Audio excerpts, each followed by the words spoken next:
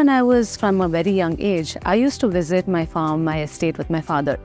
And I used to diligently observe how milk was being transferred from farms, from cows, to the depot, and how it happened in a way, when there was no technology, and how there was a seamless flow of information, and everything happened very smoothly. If I have to give one piece of advice to all you aspiring supply chain professionals, I'd say explore, because supply chain is huge, and make sure that you build up the skills that is necessary and it actually strikes that interest in you. Do not just do it because someone else is doing it. Make sure that you are interested in it and passionate in it. This video is brought to you by us, SCMDOJO. We provide awesome courses, guides, best practices for supply chain community. Hey everyone, my name is Shimon Gowda. I'm a supply chain consultant, and I'm here today to share a little bit about my experience, my career path, what really chose me to come into this career, and what really inspired me, and what do I do, and if I have any advice for you guys. Well, as they say, sometimes your family is your first inspiration. So what really drove me to choose a career in this path, either subconsciously or consciously, was right when I was from a very young age, I used to visit my farm, my estate with my father. And I used to diligently observe how milk was being transferred from farms, from cows, to the depot, and how it happened in a way, when there was no technology, and how there was a seamless flow of information, and everything happened very smoothly. So this really kind of, intrigued me as to understanding what was the flow and how things even moved. And I feel that's where I kind of started asking the right questions, or that really sparked that interest in me to kind of understand how things moved across the supply chain. Well, fast forward, I did my bachelor's in Industrial Engineering, which is kind of the closest you can get to supply chain. But this also kind of helped me understand what are the right tools and technologies to kind of think in an optimization fashion. So I got certified in Lean Six Sigma, which runs on the principle that there's always room for improvement. Well, my first particular project where I actually worked on understanding what optimization is was when I was trying to streamline or reduce the waiting time for customers in Big Bazaar, which is one of the biggest retail shopping markets, hypermarkets in India. So what we really observed was like a real-time problem.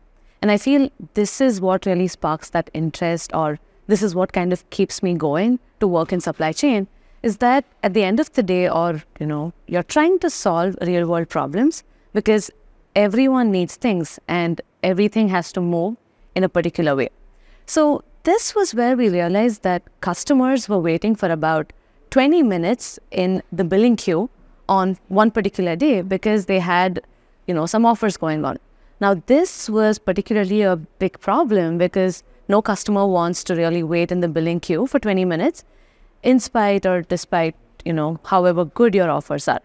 So, well, we started doing our optimization project where we wanted to understand how many counters should optimally be open or, closed at any particular point in time. Well, my professor then, Mr. Davy George, was our guide, who kind of guided us as to how to solve this problem. So this was my very first, feat with supply chain and solving an optimization problem, where the solution that we came up with was trying to come up with the most optimal number of billing counters to be open during peak hours versus non-peak hours. This is where I actually got that interest to solve real problems. Well, right after that, I decided to pursue my master's and I moved to the US. Well, being at home for all your life, being under your parents' roof and being pampered, it was definitely a challenge. Just the way, all of us face adversity, it was a challenge to get adjusted. But in terms of career, I made certain conscious choices to kind of pick my subjects in the area of supply chain, which would also act as, it would help me in kind of furthering my career in the path that I want. I had an opportunity to do an internship in a 3PL. This, I would say, is kind of, a life-changing moment for me. And sometimes it's not everyone's cup of tea. So I was working within the four walls of a warehouse where I was very closely working with a lot of different operations, not just creating the standardized operating procedure manual, which is a big task when you think about it, because you have to observe every single thing that's going on in the warehouse. How do you save dollars for your company? Because some of the niche things that happen in a warehouse is things have to move in and out fast. That is, your inventory turns must be fast. And also you lose out on a lot of space. You're losing out on money, because the more space you burn, the more money you're burning. I mean, you wouldn't really understand this if you haven't really worked in a warehouse per se. But I was also very lucky enough to find some of my most important mentors there who kind of guided me to make certain decisions and were always there to kind of support me.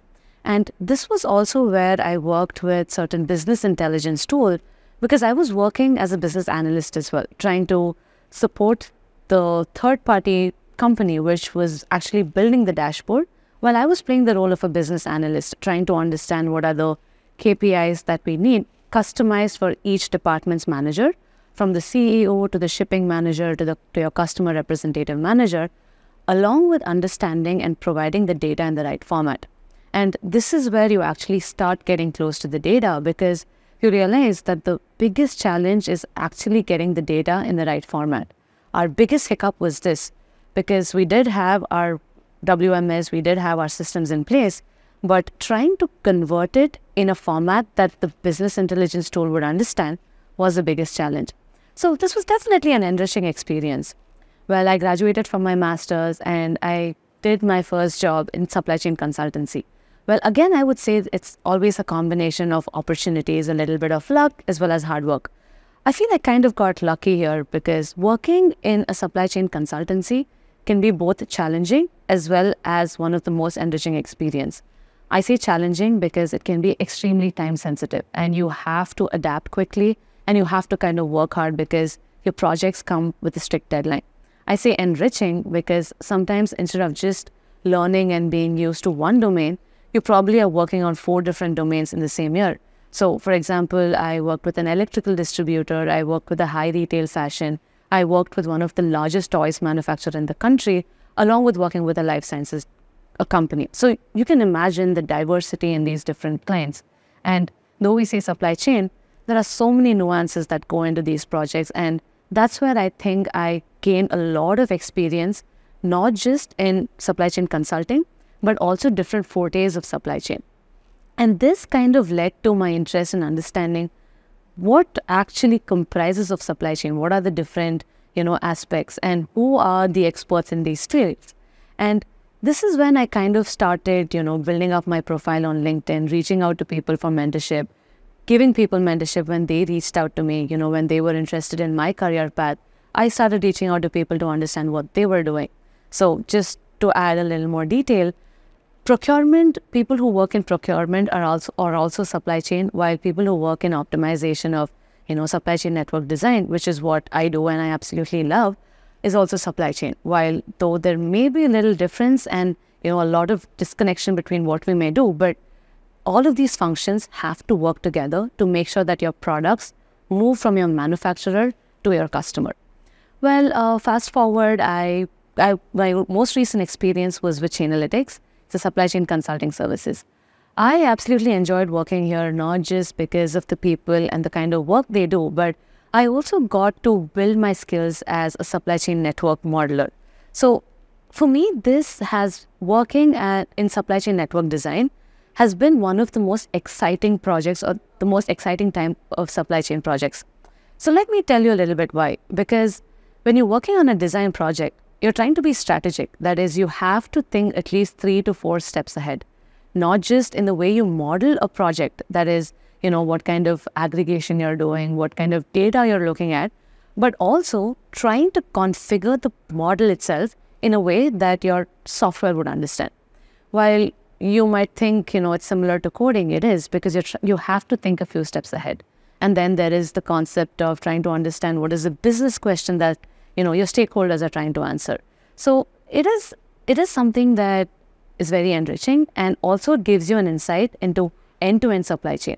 It gives you the visibility into who your nearest and your furthest manufacturers are, who are your top customers, who are your different departments. Like, you have to understand what's going on at a tactical level and what are your different forecast metrics to even get there. And because supply chain has always been my passion, I also do a lot of pro bono work. And one such opportunity that I had is I built a low-code, no-code app to digitalize the data for small tavern in India to help them kind of plan their inventory and build an inventory model. with all of these other works, I was recently recognized as the top 100 women in supply chain by the STCE magazine. Well, this kind of summarizes why I am also a good fit to kind of deliver the projects that I am delivering with SCMDOJO. Yeah, for example, I've just created a course called Supply Chain Network Design in Part 1 and Part 2, which kind of tells you or at least introduces you to this entire concept, because I'm sure most of you all are interested in knowing or learning what it is. And then I'm also doing a course called Warehouse Operations and Diagnostics, which talks a little bit about everything that happens within the four walls of the warehouse. And then we have our Transportation Management System Software and Selection course. And then we have our 3PL Diagnostics Management, KPIs, and Best Practices, whether you want to choose a 3PL, whether you want to understand what's going on, and the different operations that goes within it. Well, if I have to give one piece of advice to all you aspiring supply chain professionals, I'd say explore, because supply chain is huge. What may interest me might not impress you, and it could be vice versa. But there is so much opportunity in here. There's supply chain technology if you want to be on the tech side. There's network design if you want to be on the strategic side. And there's the operational and tactical side if you want to be on the planning or, the day-to-day activities, and if you're a people person. Yeah, and as one last piece of advice, never stop learning and make sure that you build up the skills that is necessary and it actually strikes that interest in you. Do not just do it because someone else is doing it. Make sure that you are interested in it and passionate in it. And as the last step, do follow SCMDOJO, because we have a lot of content out there which kind of inspires you and also at least just gives you an introduction into all the different aspects of supply chain. Thank you.